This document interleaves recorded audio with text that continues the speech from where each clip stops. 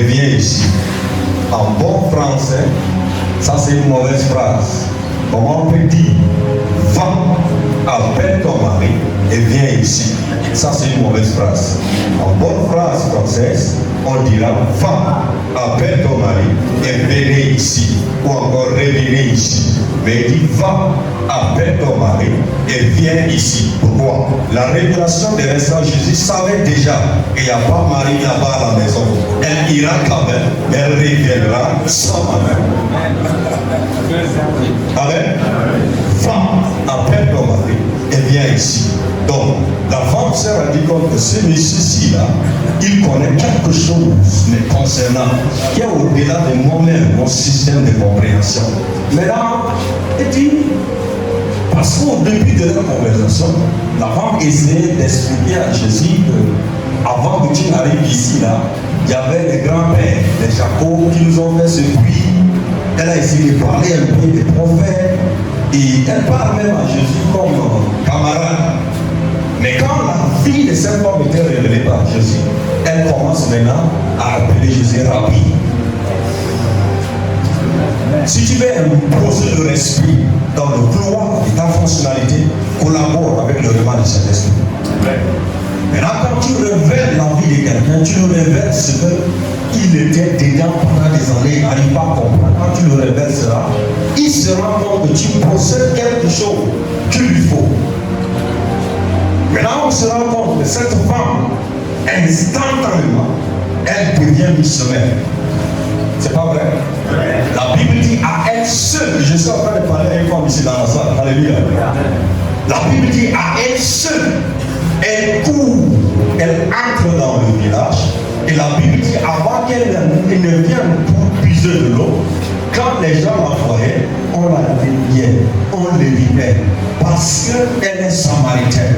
Mais lorsque tu entres en contact avec le vraiment, avec le divin, ton identité ou encore ta statue qui a été conclue par les hommes devient une transformation métamorphosée et tu imposes le gouvernement de Dieu dans la zone où tu te trouves. C'est comme ça quand cette femme repart dans la Bible, elle dit venez voir celui qui m'a révélé ma vie, tout le Messie. Maintenant quand ces gens se sont rendus compte de comment cette personne, cette femme qu'on a rejetée, on ne l'éritait pas, on l'évitait, revient maintenant vers nous pour dire venez voir celui qui m'a révélé ma vie. La Bible nous fait savoir que tout le village était obligé de suivre cette femme, qu'avant on ne la suivait pas. Ne te néglige pas ici dans la salle. Quand tu vas entrer en contact avec le divin, là où on a négligé, ils vont commencer par te chercher.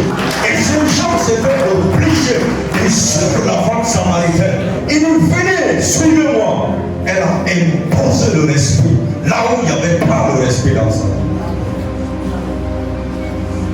Amen. Maintenant, la foule a suivi la femme samaritaine. Le rôle de l'évangéliste, mon message a commencé. Le rôle de l'évangéliste, c'est de ne pas se présenter lui-même au peuple perdu, mais l'évangéliste, elle introduit Christ au peuple égaré. C'est comme ça cette femme samaritaine, elle introduisa Jésus à la civilisation qu'il a négligée auparavant. Il nous venait voir quelqu'un qui a transformé ma vie, quelqu'un qui a révélé ma vie, quelqu'un qui m'a montré le chemin. Venez voir cette personne. Et la foule était obligée de venir voir si Seigneur a dit réellement vrai. Maintenant, quand Jésus-Christ a vu cette femme revenir vers elle, la Bible dit que c'est toute une foule du village qui suivait la femme sans arrêter. Maintenant, quand elle était arrivée, elle était arrivée avec la foule. Toute la foule commença maintenant à écouter Jésus. Jésus a dit. Maintenant, Jésus était venu dans cette zone-là. Il avait peur. Et les disciples étaient partis pour chercher des vivres à manger pour l'apporter. Maintenant, ils étaient obligés de faire encore quelques jours là. Parce qu'il y a quelque chose à déposer. Moi, j'étais venu ici pour faire simplement des 3 jours de répartie. Mais comme il y a quelque chose que le Seigneur veut aussi déposer, les stars ici disent qu'on doit te maintenir pour que tu fasses aussi quelques jours là. Le dépôt que tu possèdes n'est pas pour garder sous Élie. Le dépôt que tu as reçu de la part de Dieu, ce n'est pas simplement parler et ne pas imparter de vie avec. Mais le dépôt que tu as reçu, c'est pour que les gens courent et viennent au travers de toi pour rencontrer ton Seigneur.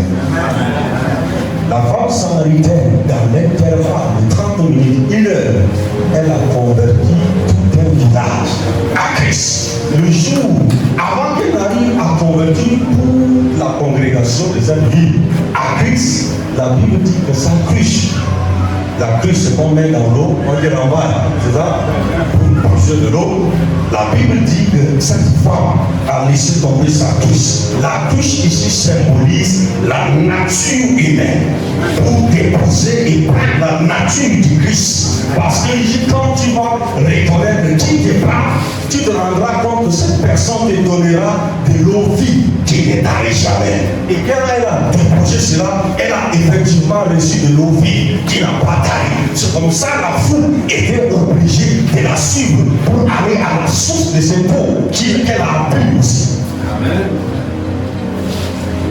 La source d'eau que tu as, toute une génération compte sur toi. La génération de ta famille, ta généalogie, ta congrégation, ta communauté attend que tu puisses manifester. Quand la Bible dit, la génération, la création attend avec un ardent désir la manifestation des fils de Dieu, des filles de Dieu, des soins de Dieu. Cette génération, cette création attend que tu te lèves de là où tu te positionnes. Tant que tu ne te lèves pas, quelque chose que Dieu a enfoui en toi va continuer par dormir.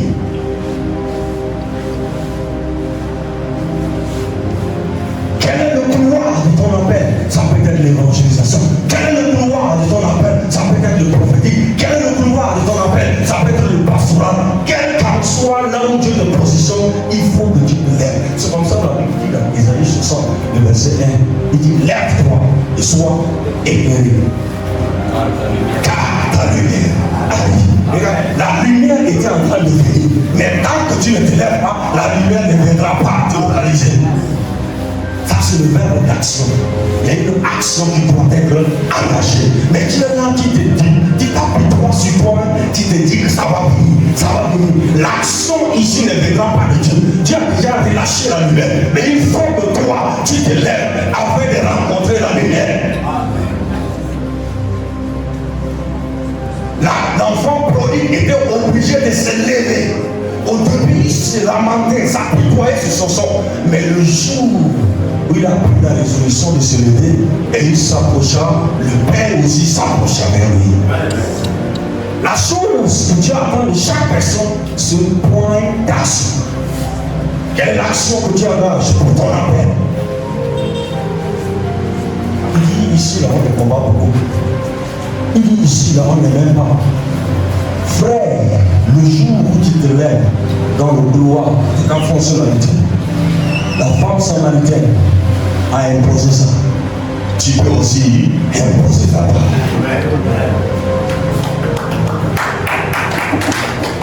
Amen.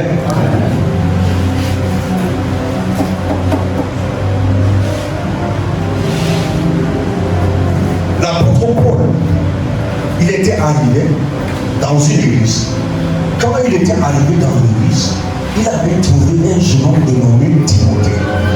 Timothée était simplement parmi les anciens. Et quand Timothée voulait monter, on le ramène en bas. À chaque fois que le petit a une révélation qui veut manifester Dieu, on essaie de l'oppresser, on essaie de l'amener en bas. Il dit ici, nous on était là tombés. Ah. Maintenant, vous étiez là depuis, mais l'esprit veut travailler avec le petit. Mais vous voulez bloquer le petit. Pourquoi vous voulez bloquer le petit? L'apôtre Paul était venu et il a décelé le dépôt dans la vie de Timothée. Il dit, je ne peux pas laisser ce petit comme ça. L'objectif d'un homme de Dieu, toi et tu impactes. C'est comme ça quand Paul a impacté la vie de Timothée, plus tard, il revient dans 2 Timothée 2. Écoutez très bien ce point. Notez très bien et suivez-moi. Dans 2 Timothée 2, il dit, et tout, écoutez bien, et tout ce que tu as entendu de moi en présence de beaucoup de témoins, il dit qu'est-ce que tu dois faire? Il dit confie-les à des hommes qui soient fidèles et capables d'enseigner aussi à d'autres personnes. Le point ici, ce que tu as reçu, la capacité que tu as de déployer dans ta vie, ça dit que tu as reçu ce dépôt pour que tu puisses communiquer, confier à d'autres personnes. On parle de la génération. Et quand on va essayer de décortiquer ces passages, il y a 3 points ici généalogiques. Il dit dans un premier temps, confie cette responsabilité, confie ce que tu as reçu là à la première génération qui est des hommes fidèles. Tu es appelé dans le pastorat, dans le prophétique, dans l'apostolat, dans l'évangélisme, etc., doctorat. Mais il dit ce que tu as reçu comme gloire, qu'on appelle rassure-toi avant de quitter la terre, de confier à des hommes qui sont fidèles et qui peuvent faire le travail comme toi. Après avoir confié cette personne qui est fidèle, rassure-toi que la personne soit également capable. Parce qu'il peut être fidèle, mais incapable. Donc ton objectif, c'est de l'aider à être fidèle et à lui rendre capable. Amen. Amen. Je sais pas pour quelqu'un. Alléluia. Est-ce que je peux continuer? Et il confie à des hommes qui sont capables.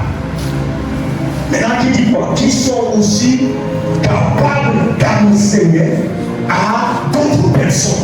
Regardez, quand on va essayer de relater ça, nous avons 3 disciples ici dans ce texte. Paul apparaît comme le père spirituel de Timothée. Paul a bâti Timothée.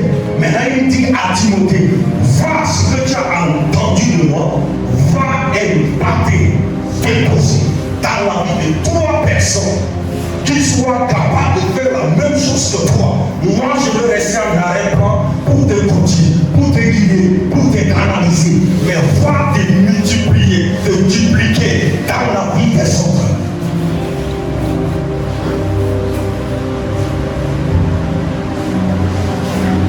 Quelles sont les empreintes que tu laisses pour qu'après on puisse s'appuyer sur ça pour témoigner la manifestation de la gloire de Dieu dans la localité? Beaucoup des hommes de Dieu sont allés dans les cimetières avec les dépôts et les talents que Dieu a déposés en eux. Or, dans le divin plan de Dieu, Jésus a pris le temps de bâtir 12 personnes. Après avoir bâti les 12, il leur confie la tâche.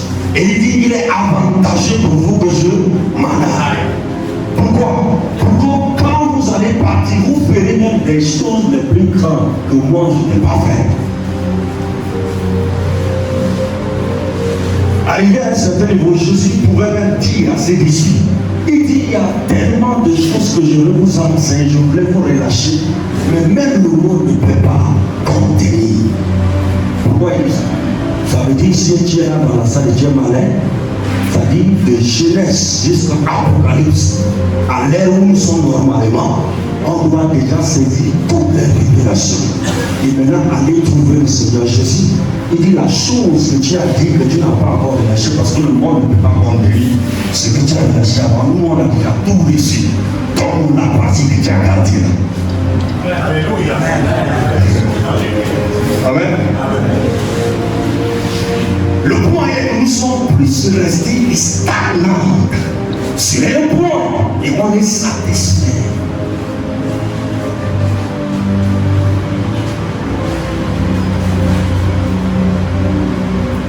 Si on te prend ici, on dit tout un enseignement sur les anges. C'est un peu compliqué. Parce que pour que tu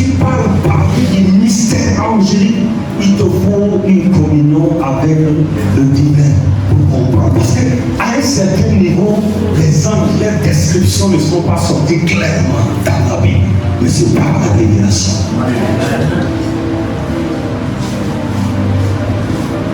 Tu peux connaître Dieu aujourd'hui comme le lion de la tribu de Juda. Pendant l'adoration, quand tu fermes tes yeux et tu le vois comme le feu dévorant. Pendant que tu fermes et tu le ouvres encore, tu vois encore les trois payants du matin. Ça veut dire que les dimensions de Dieu sont tellement énormes, différentes. Ce qui sauvera la vie d'une personne qui est égarée, qui ne connaît pas les choses de Dieu, c'est la révélation de sa vie que tu lui donnes. C'est pas donne ta vie à Jésus-Christ qui est dans l'enfer, il ne va pas donner. Comment tu peux comprendre? J'ai un background musulman. Amen. J'ai un background de l'islam. Tu ne peux pas venir devant un musulman et lui dire donne ta vie à Jésus-Christ, sinon tu vas en enfer. Le gars, à l'âge de 7 ans, 9 ans, 10 ans, on lui a donné la capacité de mémoriser le corps. Dans le langage qui peut briser son système, c'est le langage de la puissance, de la lumière.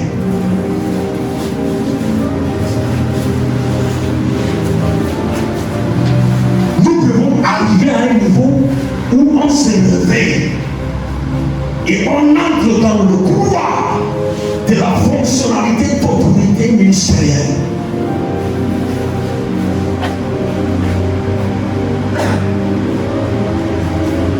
Les fidèles même dans les églises sont fatigués parce que nous sommes restés dans les routines. Et quand tu te tiens même pour prêcher ou enseigner, ton fidèle peut-être vont dire ils connaissent l'introduction, le développement et la conclusion. Parce que tu es toujours resté dans les routines.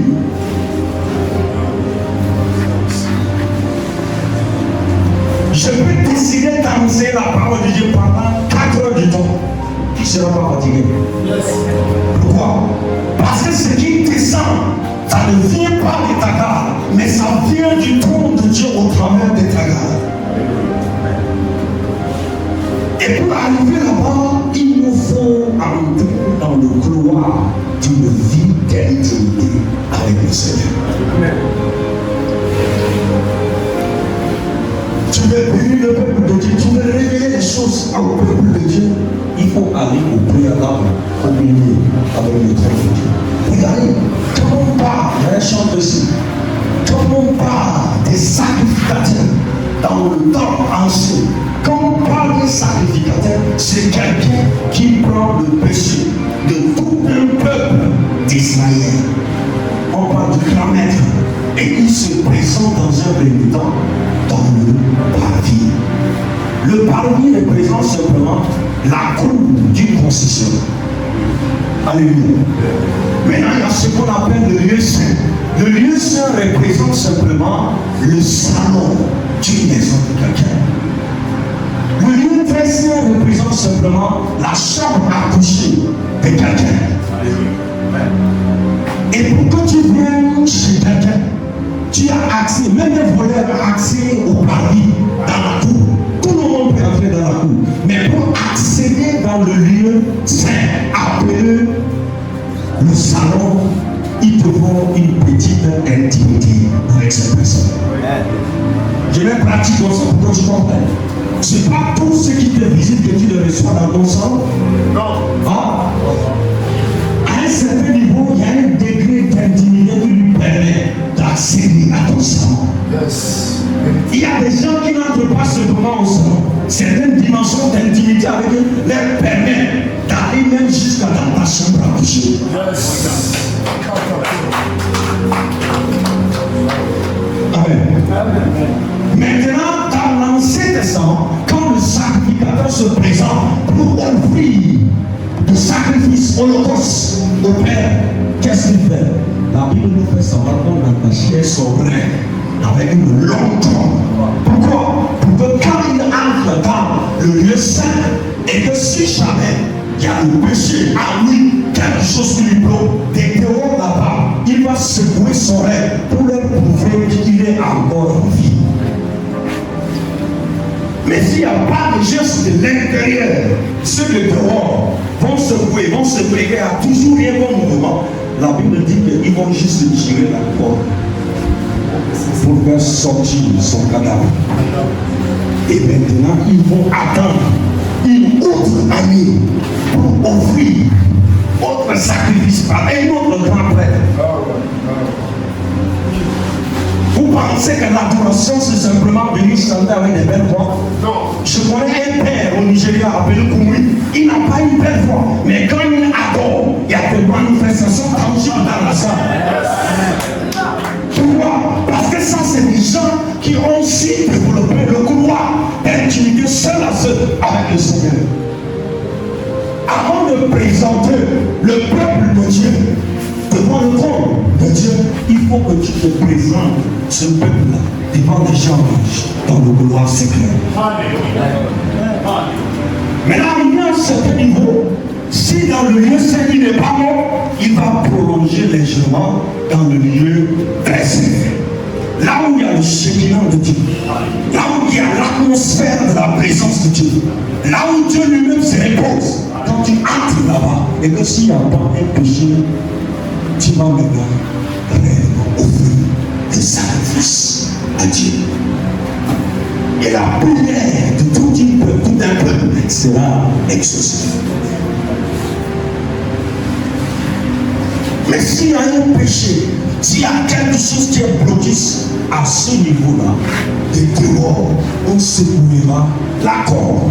Et quand on rencontre, on se rend derrière, on tire simplement la corde et on retire le cadavre. L'apôtre Paul a compris ça dans le Nouveau Testament, dans Galates chapitre 2, verset 20. Il dit, j'ai été crucifié avec Christ. Et si je vis, ce n'est plus moi qui vis, mais Christ qui vit en moi. Et si je vis dans la chair, je vis dans la foi au Fils de Dieu, qui m'a aimé et qui s'est livré lui-même pour moi. Donc Paul était en train de dire que si je prêche, ce n'est pas moi qui prêche, mais c'est Christ qui prêche par moi. Quand j'adore, je prie, ce n'est plus moi, mais c'est Christ lui-même qui fait ce travail au travers de moi. Si tu veux conquérir ton territoire, si tu veux conquérir ta localité, prends le temps de communier avec lui. Parce que l'évangélisation, tu es en train d'amener toute une foule de personnes devant le trône de Dieu. Mais avant que tu puisses amener une foule de personnes devant le trône de Dieu, il faut que toi-même tu voyages dans ce couloir seul à seul avec les anges. C'est comme ça les fils de Sheba pouvaient dire, sors de ce corps. Maintenant les témoins connaissent qui appartient à la lumière et qui n'appartient pas à la lumière. Parce que le langage du ténèbre, que le ténèbre comprend mieux et vit devant ça, c'est le langage de la lumière. Il dit, Paul, nous le connaissons. Jésus, nous le connaissons. Mais vous, on ne vous connaît pas. La question ici, il faut que tu sois un évangéliste, un loin de Dieu, que même le ténèbre te connaît. Il dit, Paul, nous le connaissons. Jésus, nous le connaissons. Pourquoi? Parce que ça, c'est le soldat de Dieu qui torture les ténèbres. Mais vous, vous appuyez sur quelle part quand vous commandez de sortir de ce corps? Ce qu'il te faut, ce n'est pas l'ordination des hommes. Ce qu'il te faut, ce n'est pas la consécration des hommes. Ce qu'il te faut, ce n'est pas appartenir à une organisation dénommée Fèvre Africa. Parce qu'en réalité, c'est pas Fèvre Africa qui t'a appelé. C'est Dieu qui t'a appelé. Parce que la Bible dit qu'avant que tu ne sois né, je te connaissais. Je t'ai consacré, établi, prophète des nations. Pendant c'est parce que tu connais Fèvre Africa. Pendant c'est parce que tu connais l'église où tu appartiens. Tu connaissais personne. Parce que l'ordination, la consécration a été commencée dans le ventre de ta maman. Tu as été consacré, ordonné, établi avant que tu entres dans la civilisation des hommes. Et si tu comprends dans le fond du profond de ton système de fonctionnalité, tu te rendras compte que tu dois travailler ton appel.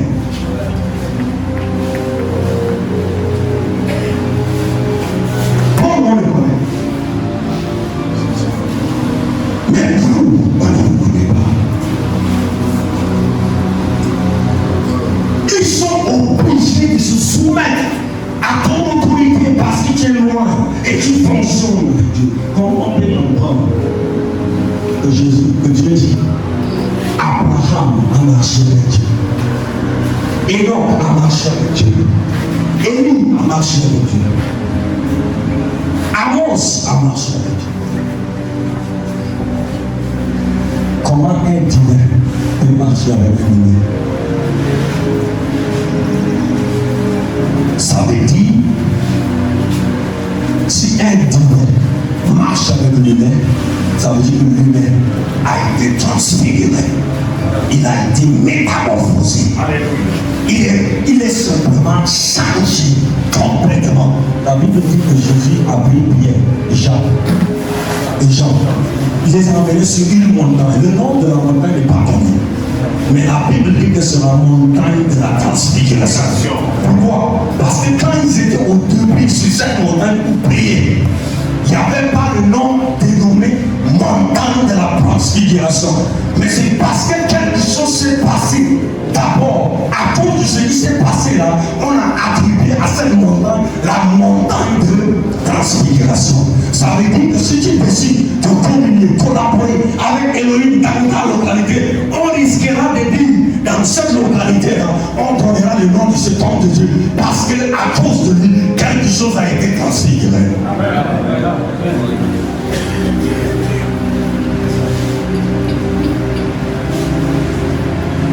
Jésus a été métamorphosé, complètement différent.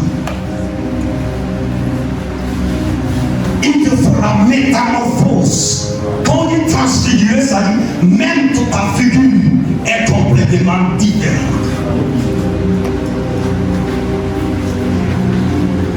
Jésus, après la résurrection, il a été transfiguré, multiplié, il a apparu partout au même moment. Pourquoi? Ça, c'est la capacité de la transfiguration.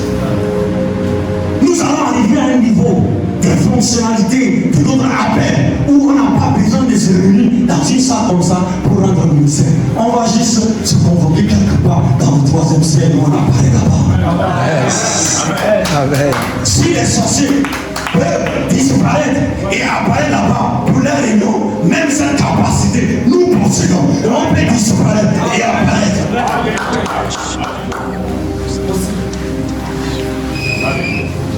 Les sorciers peuvent dire, nous allons établir une réunion à minuit sur tel point de Dieu dans cette localité. Pendant qu'ils étaient en train de planifier, toi, tu restes tranquille. Attends simplement à 23h59, appuie ton bouton et apparaît devant eux. Philippe a fait ça. Je vais aller expliquer quelque chose à l'île de Dieu. Il appuie le bouton de son couloir et il apparaît. Maintenant, il dit à l'île de Dieu, est-ce que tu n'as pas compris? La Bible dit qu'il était en train de lire Isaïe 53. Et le gars apparaît, il le révèle. C'est le verset d'Isaïe 53. Ce qui te vaut, c'est pas l'hypocrisie. Amen. Ce qui te vaut, c'est la révélation de la pensée de Dieu au peuple de Dieu. Si un peuple n'a pas de vision, il n'a pas de direction. Ce qui pilote ton appel, c'est la vision. Qu'est-ce qui pilote ton appel? C'est la vision que Dieu a reçue de Dieu. Alléluia. Et tu n'as pas besoin qu'elles ont dedans quelque chose. La seule chose qui te vaut pour imposer le règne de Dieu là où tu te trouves, c'est simplement ta communion avec Dieu.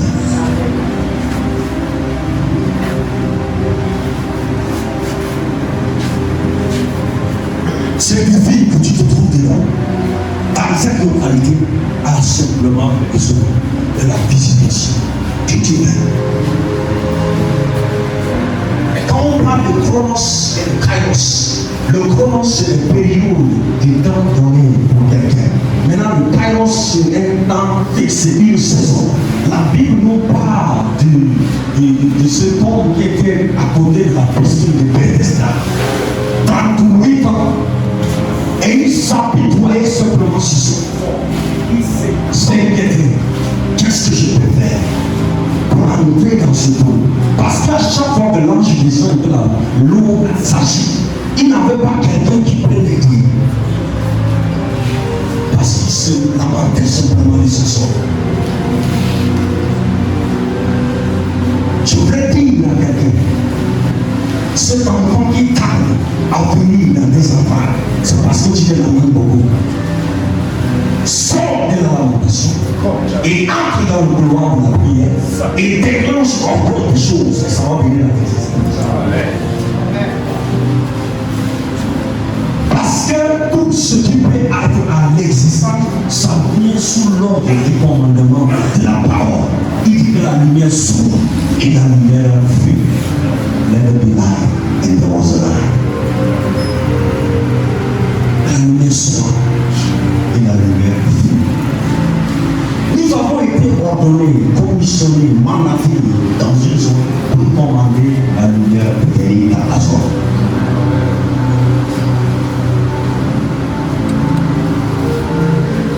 L'objectif, c'est de déplier ton esprit. Et après, je disparais. Parce qu'il y a beaucoup d'autres quelque part qui attendent d'être éveillés. Le rôle d'un apôtre, c'est de te provoquer. Je suis venu pour provoquer quelqu'un. Je suis ici pour provoquer ton esprit. Pour que tu sois en colère avec toi-même, pas avec quelqu'un. Le point n'est pas ton pasteur, ta dénomination. Mais c'est la personne que tu es. Tu t'es engagé assez suffisant pour te consacrer pour une cause quelconque de ton appel.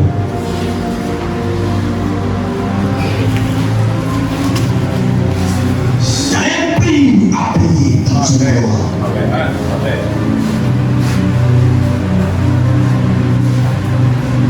Je ne prie pas parce que je veux prier simplement. Je prie parce que toute une génération a venu contre sur moi.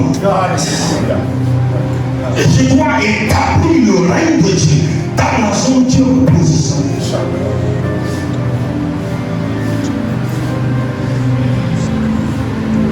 Tu n'as pas besoin d'imposer à ton enfant ce que toi-même tu n'as pas expérimenté. Non. Si tu veux enseigner à ton enfant comment prier, prends-le. Entrez ensemble dans la prière. Parce que ce que je fais souvent avec mes fils spirituels et fils spirituels, quand ils veulent développer une vie de prière, là seulement avant de venir ici, il y a une de mes filles, il dit qu'elle a des défis. Elle veut 3 jours de jeûne. J'ai dit, est-ce qu'on peut déclarer ça pour amener à Paris, pour que je gêne avec toi? Cette action simplement a déjà déclenché certains investissements dans sa vie. Avant qu'on commence à prier, et on a commencé à gêner avec elle. J'ai gêné avec elle. Un leader a la capacité de porter le fardeau avec son enfant. Un leader a le fardeau de porter le fardeau des autres. La Bible dit dans chapitre 6, verset 2, il dit porter le fardeau des uns des autres et ainsi vous accomplir la loi de Christ. La loi de Christ a besoin d'être accomplie, mais lorsque tu ne portes pas le fardeau, ça ne s'accomplira pas. De fois tu laisses le fardeau monter en toi, de prier, de méditer, de chercher la profondeur de Dieu. Mais tu reposes de Dieu, demain je vais le faire.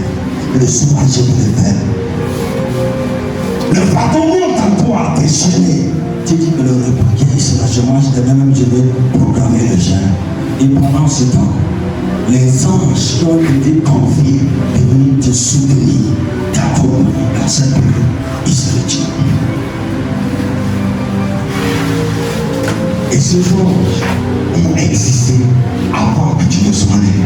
Ces anges ont fonctionné avec le trône de Dieu pour attendre l'arrivée de ton existence sur la terre afin de collaborer avec toi. Mais tu n'as pas su comment écouter.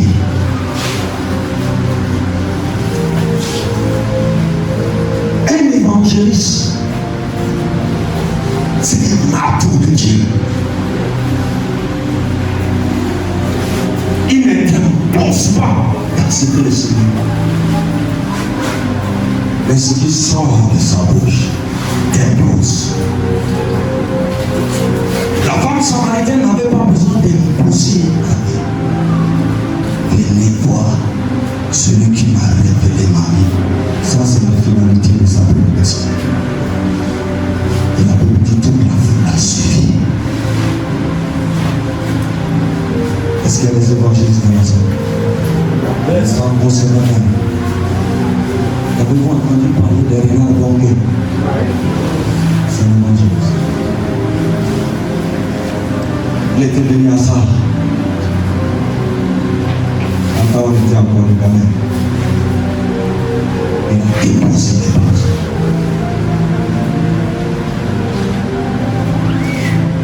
Ça, c'est des gens qui sont là. Avant qu'on arrive dans une zone, il y a des potentiels de la zone. C'est comme ça qu'on peut voir facilement des manifestations. L'évangélisme, écoute-moi très bien. Prends bien note de ça. Avant de parler de Dieu aux hommes, il faut parler des hommes à Dieu au préalable. Je reprends. Avant de parler de Dieu aux hommes, il faut parler des hommes à Dieu au préalable. Là, les cœurs seront disposés.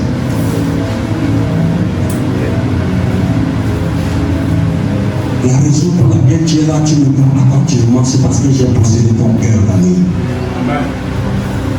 J'ai possédé le cœur de chaque personne ici la nuit. J'ai crié et pleuré devant le trône de Dieu. Parlez, parlez. Je me suis incapable de prier et parler, parlez.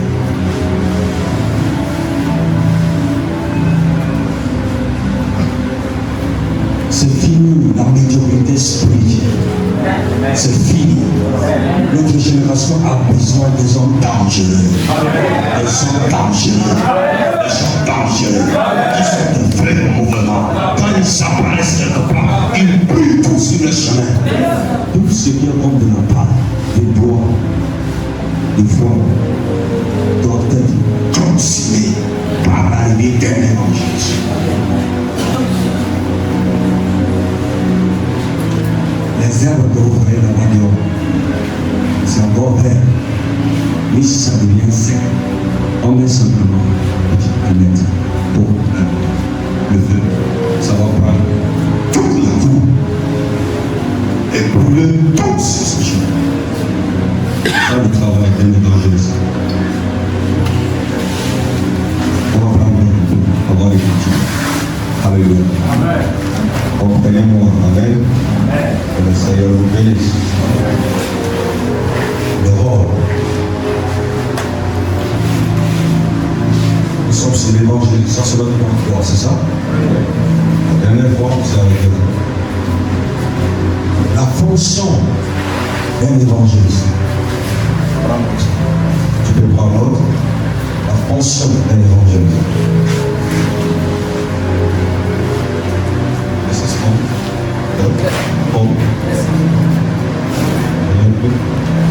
La fonction d'un évangéliste. L'évangéliste annonce la bonne nouvelle de Jésus-Christ.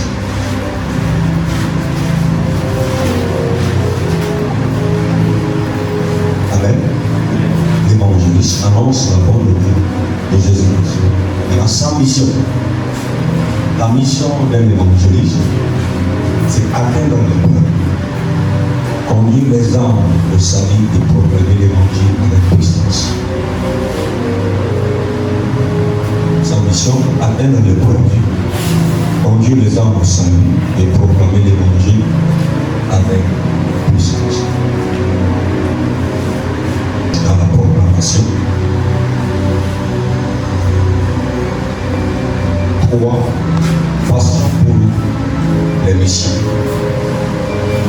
Passion pour la mission.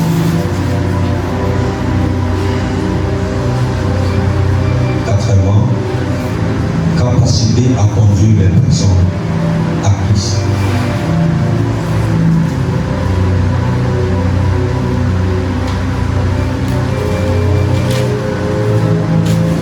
Dernier point, capacité à conduire les personnes à Christ.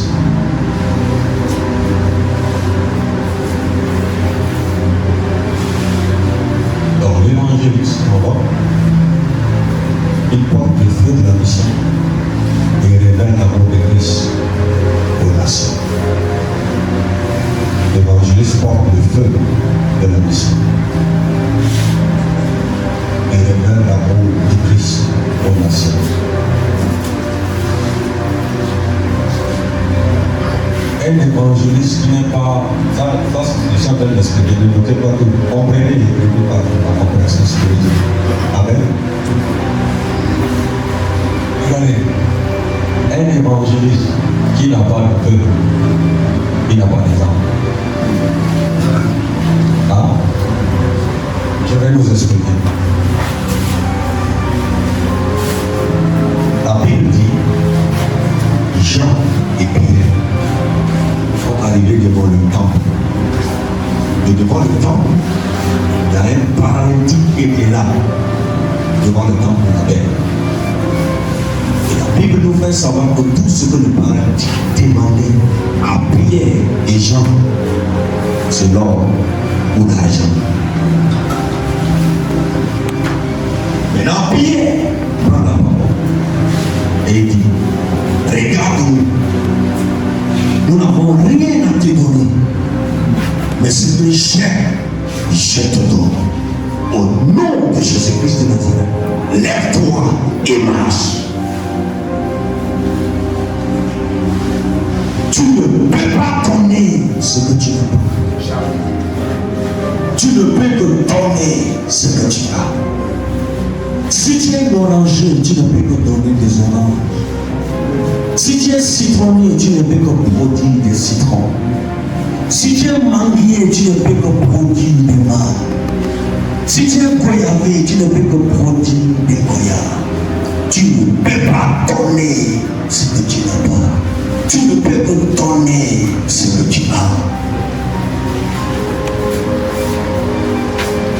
Qu'est-ce que tu as à donner à ta communauté? Qu'est-ce que tu possèdes? Un évangéliste fornicateur ne peut que bâtir des disciples fornicateurs.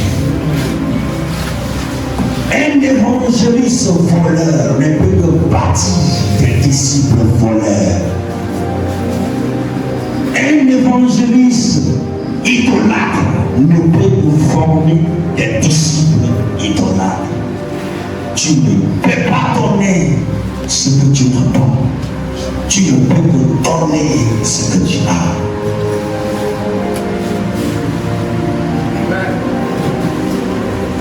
La capacité de Dieu doit être envoyée en toi pour que tu puisses communiquer la vie de Dieu au peuple de Dieu.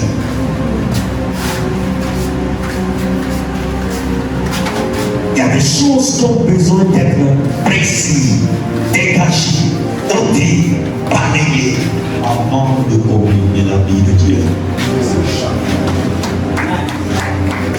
Qu'est-ce que tu as que tu peux donner?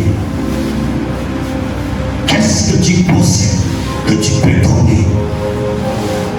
Tu n'as pas besoin d'un pasteur, tu n'as pas besoin d'un leader, d'un père, mais tu as juste besoin de faire la rencontre seul à seul avec Elohim.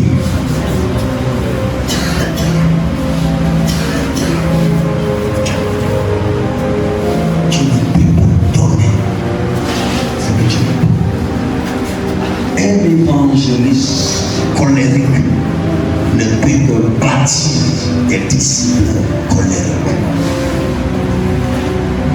Un évangéliste orgueilleux ne peut que former des disciples orgueilleux. Un évangéliste charnel ne peut que produire des hommes et des femmes charnels. Tu ne peux pas donner ce que tu n'as pas. Tu ne peux que donner ce que tu as. Il dit, regarde-nous honnêtement. Je n'ai pas mort, je n'ai pas l'argent. Mais il y a quelque chose qui a voulu en moi que j'ai, que je peux te donner au nom de Jésus-Christ de Nazareth. Lève-toi et marche. Cherche à posséder quelque chose de Dieu pour ton avenir. Le problème n'est pas ton voisin, celui qui est connu de toi. Le problème, c'est ta personne toi. faut simplement que tu puisses prendre conscience. Le réveil, simplement la prise de conscience. Il dit, si mon peuple, condition sine qua non, regardez, à chaque fois que Dieu s'apprête à faire quelque chose de grand, il place une condition.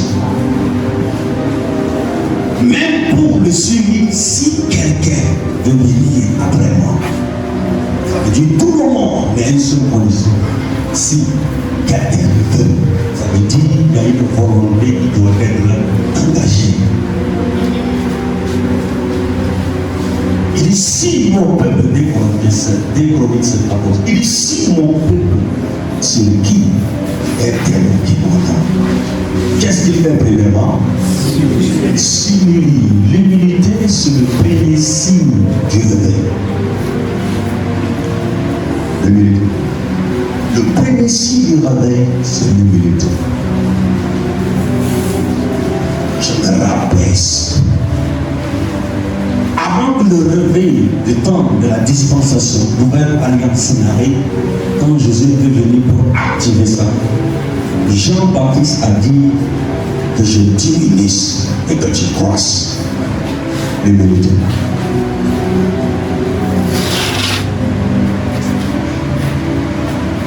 Car je suis loin de Dieu dans ton église, et tu voulais le prouver ici aussi, quand tu prêches bien. Et tu passes à côté de la grâce pour la saison. Gloire à Dieu pour la vie des hommes de l'Église, ils ont compris. Et dit que le gars qui est en train de venir, on va lui forcer à tirer quelque chose pour le peuple de Dieu.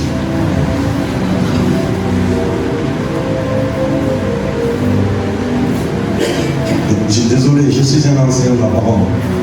C'est ça mon rôle en tant que l'apôtre. Je suis resté seulement dans mon droit. Je me sens l'instant. On va juste nager dans les Écritures. Et le soir, prépare-toi et chez-toi. Ce soir, on va prier comme si on n'a pas prié auparavant. Prépare-toi. Le soir, ça serait notre matin. L'objectif, c'est de donner des avertissements de destruction à différentes portes de ta vie. Soit il prie des bagages, soit il dégage le chemin, soit on a une force à dégager. On ne négocie pas. Soit il prie, il rallie. Donc, il part au combat. Et que soit tu vas te rallier à un autre camp. C'est comme ça que le gars Goliath, il s'est présenté devant les Philistins. Il dit, si un de vos généraux m'affronte, m'intéresse, nous les Philistins, nous deviendrons vos esclaves. Mais si nous parvenons à vous terrasser, tout le peuple d'Israël doit devenir des esclaves des Philistins. La Bible nous fait savoir que tous les généraux qui avaient des grades, des titres, des positions, ont tous laissé la terre et ont disparu. Même le roi se lamentait. Un jeune de 20 ans qui était simplement dans son couloir quelque part négligé. Il continue à vous négliger, il n'y a pas de problème.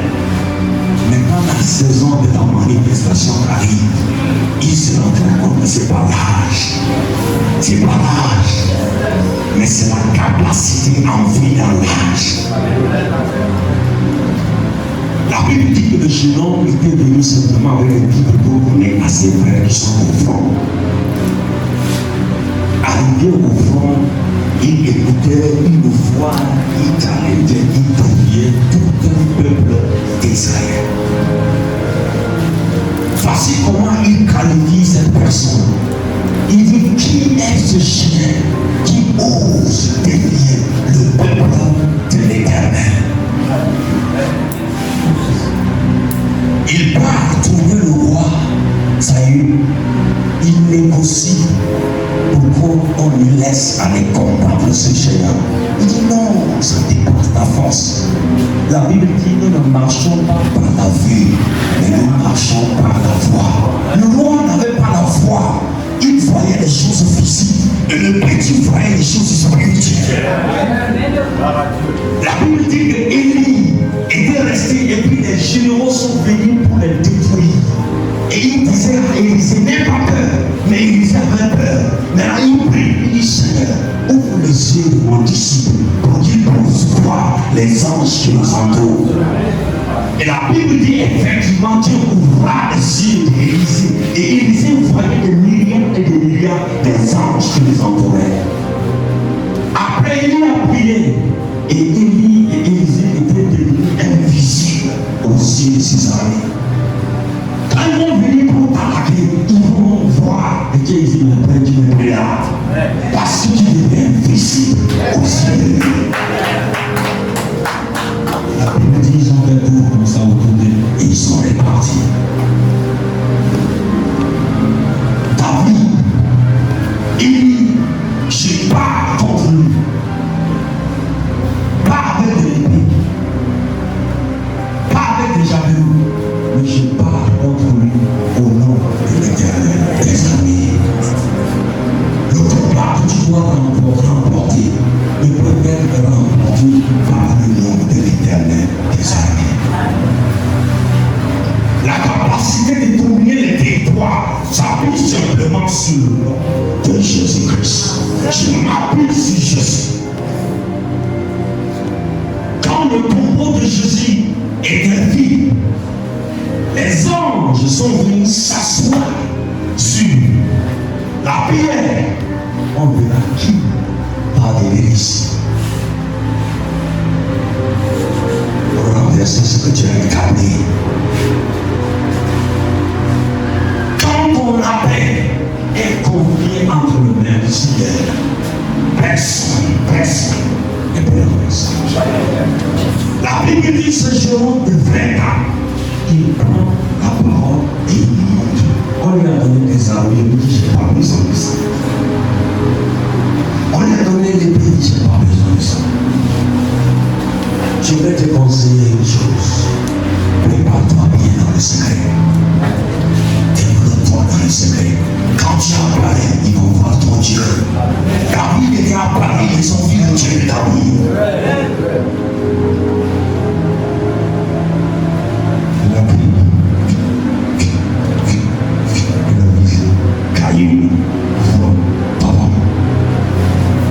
Aujourd'hui, il a dit, qui est ce chien? Si vous constatez, on chasse le chien. Le chien, on tue le chien avec quoi? C'est pas caillou. C'est pas caillou. Ça existait comme ça. Donc, Goliath, c'est un chien. Il y a des Goliaths de vos vies qui sont des chiens. N'ayez pas peur.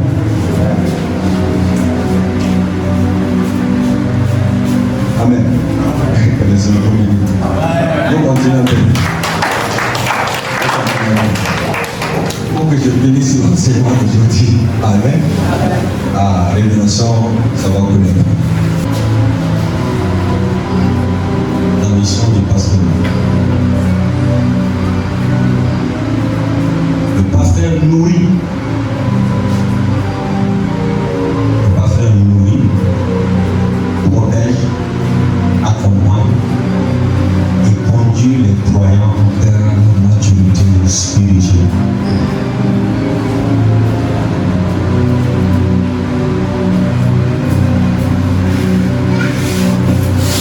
La mission du pasteur, il nourrit, protège, accompagne et conduit les croyants vers la maturité spirituelle.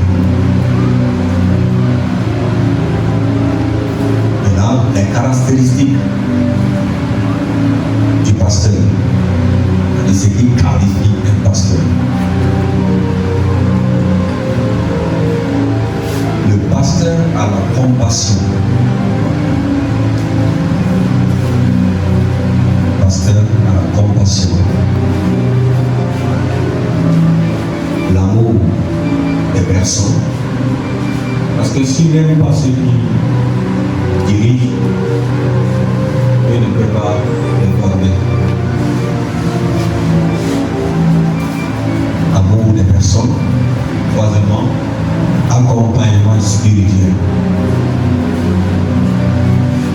Quatrièmement, la protection du troupeau.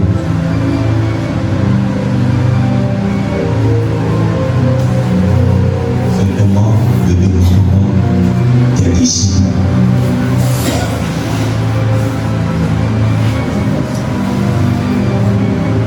Le pasteur est la compassion de l'amour des personnes. 3. Accompagnement spirituel. 4. Protection du troupeau. C'est-à-dire le peuple de Dieu. 5. Le développement des disciples.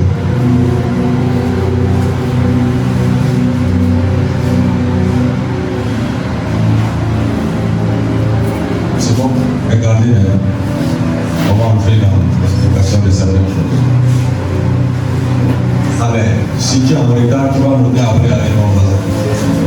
Amen. Maintenant, revenons ici. Vous savez, le pasteur, il porte le cœur du berger. Un pasteur, il porte le cœur du berger. C'est comme ça, dans Jean 10, verset 11, la Bible dit: je suis le bon berger. Le bon berger donne sa vie pour ses brebis. Ah, le bon berger donne sa vie pour ses brebis.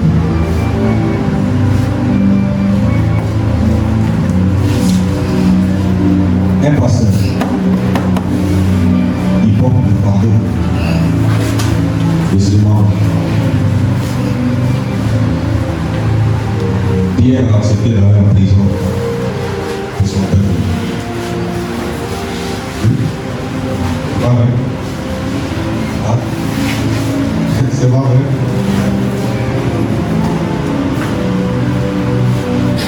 Il a été enlevé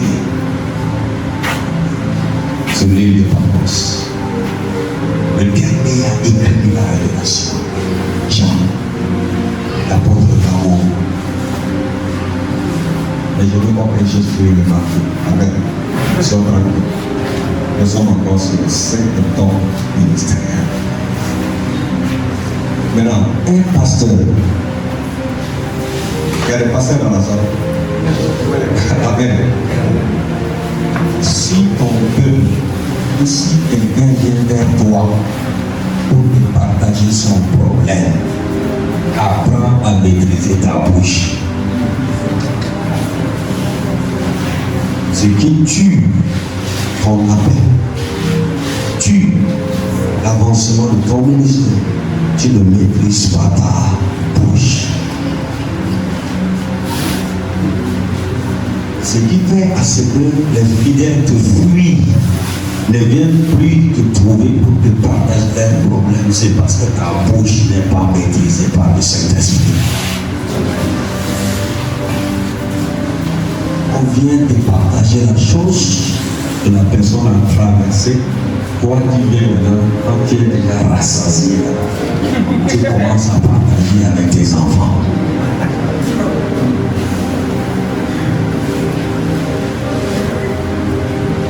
Amen. L'objectif de ce temps, c'est pour dire ce que pour que nous soyons vrais et authentiques. Je ne donne pas tort aux fidèles qui fuient un pasteur. Parce que ces fidèles ne se sentent pas en sécurité. Si je lui dis ça, au lieu qu'il m'aide, il va m'enfoncer. Il y a beaucoup de jeunes qui sont tombés dans la fornication, qui sont tombés dans le péché, mais ils ont peur de s'ouvrir à un pasteur. Pourquoi? Parce que quand le pasteur, on lui partage, il partage avec les enfants.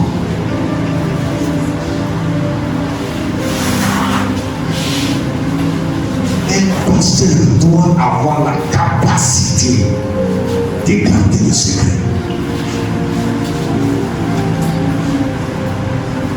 Il y a même des points les plus compliqués que le pasteur n'est pas obligé de parler avec sa femme.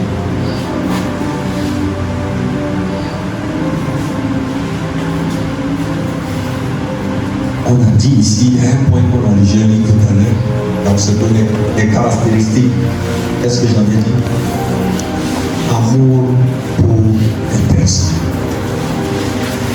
Les gens que tu diriges, qui doivent avoir de l'amour pour elles. Tu dois aimer le pécheur. Parce que Jésus a dit, je ne suis pas venu pour les bien portants, mais je suis venu pour les malades.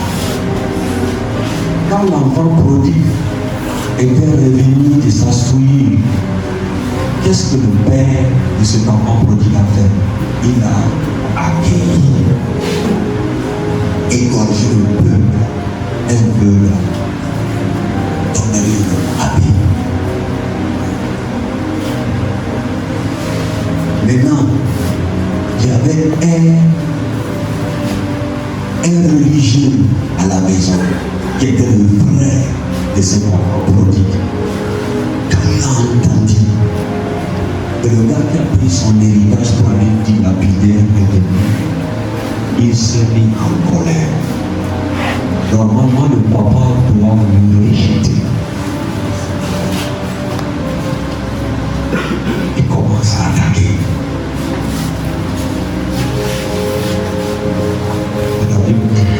Dieu, son père, n'a même pas demandé comment tu as fait gagner l'argent jusqu'à entrer dans l'impudicité, détruire toute ta vie. On va commencer. Il dit, mon enfant est égaré et revenu. L'objectif ici d'un berger, c'est d'aller chercher dans les 100 brebis. La Bible dit que les 99 étaient dans la bergerie, mais une brebis était égarée qui le berger a quitté la bergerie pour aller chercher ces brebis qui étaient égarées. Pasteur, as-tu la capacité de poursuivre cette âme qui était égarée juste pour le ramener à la maison? Ou bien tu as la capacité de juste murmurer et regarder lui. Maintenant, on le convient peut-être qu'on dit que pour passer Jean, dit Jean, c'était n'importe. Jean est tombé en bord. Non.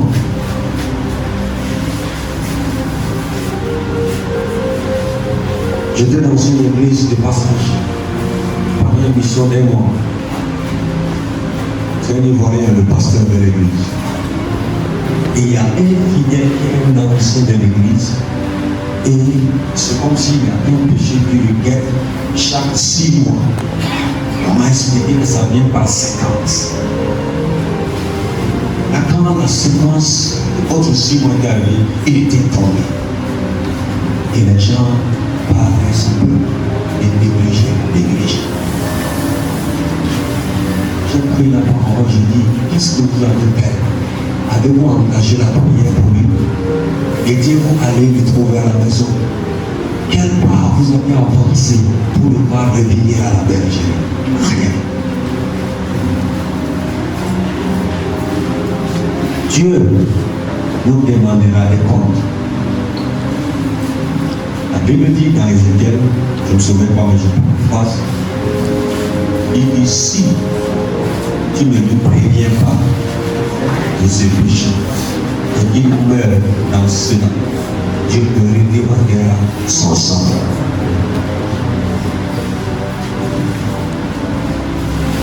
Pasteur, c'est une lourde responsabilité, un pasteur. Pourquoi? L'évangéliste, il gagne les âmes. Il t'envoie à l'église pour que tu puisses les paître, les nourrir, les fonder, les équiper, les bâtir. L'apôtre vient, il établit, il t'envoie encore. Le prophète, il vient, il prophétise la vision des choses de Dieu. Et ces gens qui sont touchés, il les envoie encore au pasteur.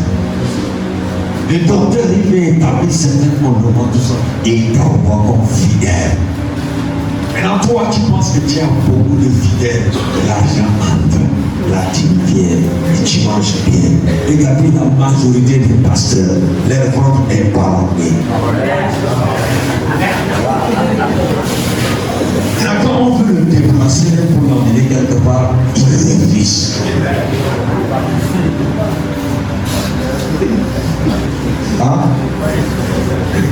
Regardez, généralement, même les évangélistes, la vie des évangélistes sont restent comme ça.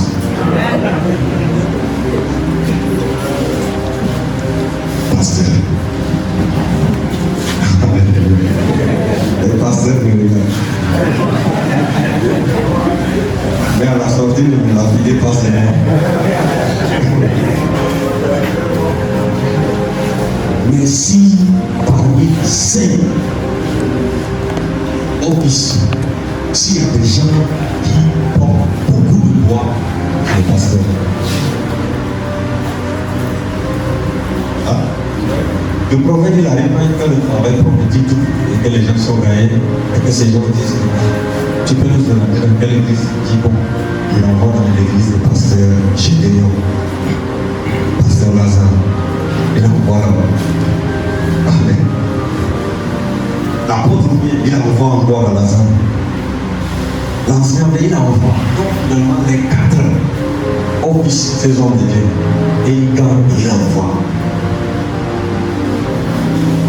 Imagine si tu n'as pas assez de muscles pour les porter, tu vas tomber. Moi, je me pose donc la question à ces pasteurs qui ne veulent pas du tout. C'est devenu un monument. Ou même sur les champs de ton grand-père. Une chose qu'on doit comprendre, que tu veux ou pas, un jour, tu vas laisser et laisser le pas à quelqu'un d'autre.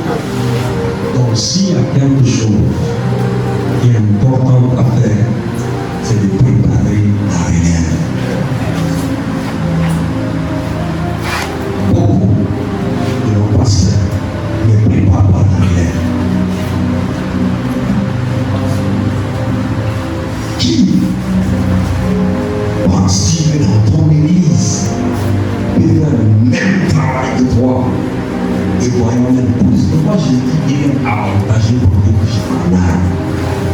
Parce qu'il sait qu'il s'est déjà multiplié 12 personnes.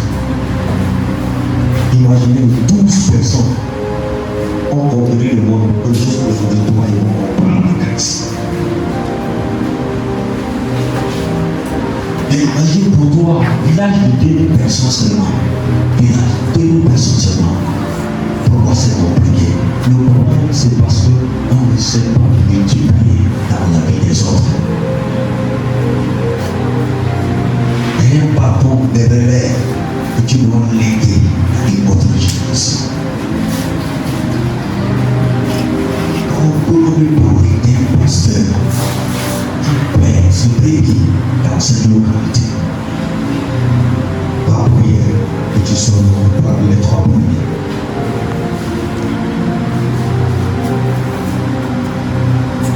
Donc le ministère, l'optique du ministère que nous avons également, on doit avoir dans notre subconscient, dans notre esprit, que c'est un ministère qu'on doit multiplier dans la vie des autres et appeler prospérité.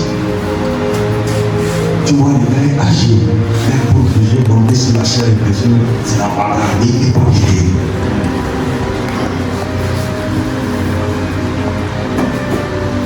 Que les choses changent. Amen. Alléluia. Que les choses changent.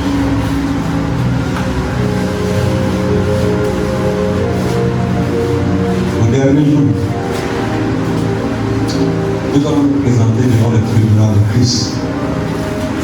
Pour le jugement dernier, il y a 2 tribunaux. Il y a le tribunal du Père. Il y a aussi le tribunal de Christ. Le tribunal du Père, ça c'est le tribunal de ceux qui sont sans Christ. Et le tribunal de Christ, c'est pour ceux qui sont en Christ. Comment le jugement va se passer? Au tribunal du Père, le Père se tiendra à côté de son Fils. Et tout ce que le Père peut se rassurer de la part de son Fils. Est-ce que Isaac a son nom dans ton livre de vie? Maintenant, si le Père reçoit la réponse du Fils, en vérifiant dans mon livre de vie, il n'y a pas le nom Isaac. On lui ouvre grandement la porte de l'enfant. Il n'y a pas de négociation là-bas. Maintenant, devant le tribunal de Christ maintenant, ça c'est pour vous, c'est moi. Devant ce tribunal, ils sont en train de les chasser, mais c'est pas grave. Devant le tribunal de Christ maintenant, on va poser la question de savoir comment as-tu servi Christ sur la terre? D'abord tu es sauvé. Alors comment as-tu servi Christ sur la terre? Maintenant, dans le jugement, écoutez bien, soyez honnêtes, dans le jugement de Christ, c'est pas parce que tu as servi Dieu, tu as dirigé le peuple de Dieu, que tu es bien là-bas. Non. Dieu, le jugement des chrétiens, Dieu ne jugera pas nos œuvres, mais il jugera le motif de nos œuvres. Hein? Quel est le motif de ton œuvre? Quel est le motif du ministère que tu as lancé? Est-ce que c'est un ministère que tu lances pour ton enfant, comme Galates dit, ils ont laissé de côté la croix, mais ils cherchent à vendre? C'est ce ministère? Est-ce que c'est le ministère que tu as lancé pour avoir des noms, des renommées? Ou c'est le ministère pour que Christ soit glorifié? C'est comme ça le jugement va se passer. Ils vont poser. La Bible dit, t'étais au vacille. Elle dit, compter, peser, diviser. L'interprétation, tu as été compté. Elle dit, tes jours ont été comptés. Et tu vis baisser dans la balance de Dieu, tu as pu diviser. Et tes jours sont perdus. Alléluia. Rapidement, j'ai aussi, il me reste 30 minutes, c'est comme je dis. On finira aussi les phases d'édition. Nous avons fini avec le 4e point berger. Allons-y rapidement sur le dernier point, le docteur. Merci, modérateur. Tu m'as pas confiance. Le docteur. La fonction du docteur. On est ensemble? Amen. Fonction du docteur. Le docteur explique et enseigne la parole de Dieu.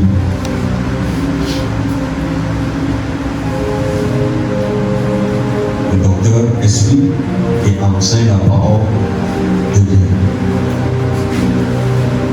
Maintenant, la mission du docteur, amener les croyants à comprendre les Écritures et à grandir dans la vérité. Ça, c'est ce que nous sommes en train de faire, c'est ça? Hein? Enseigner, amener les croyants à comprendre les Écritures et à grandir dans la vérité. La caractéristique du docteur. Amour de la parole. Il a de l'amour pour la parole des Écritures. Amour de la parole. Deuxième, la clarté dans l'enseignement. La clarté dans l'enseignement.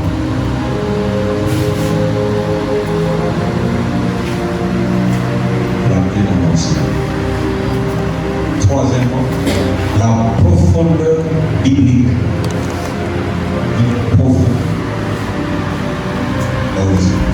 Profondeur biblique.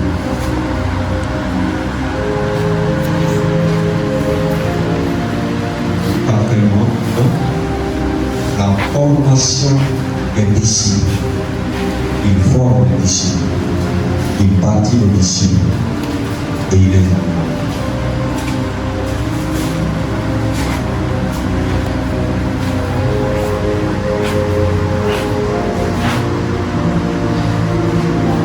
Actes chapitre 18, verset 25, la Bible dit, il était instruit dans la voie du Seigneur et fervent d'esprit. Il enseignait avec exactitude ce qui concerne Jésus. Qui donc n'a qu'à parler pour qu'une chose existe? Et celui qui commande, n'est-ce pas le Seigneur? Parce qu'il est Dieu. Il est le roi des rois, le commencement et la fin. Il m'a dit de vous dire, aussi vrai que je suis vivant, parole de l'Éternel,